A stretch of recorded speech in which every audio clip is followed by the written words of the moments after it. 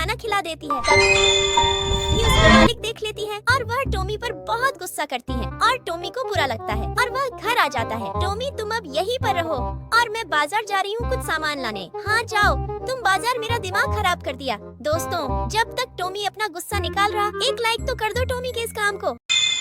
ये क्या किया है तुमने? रुको, मैं तुम्हें अभी बताती हूँ। रुको मम्मी, मैंने ऐसा इसलिए किया क्योंकि आजकल आप मेरे से प्यार नहीं करते और सारे दिन गुस्सा करते हो मेरे पर। ऐसा कुछ नहीं है बेटा, मैं तुम्हें बहुत प्यार करती हूँ, पर तुम ऐसे हर किसी से खाना नहीं खा सकते। नहीं, वो मेरी दोस्त थी और आगे से मैं ऐसा नहीं करूँगा। ठीक है बेटा, अब खाना खा लो।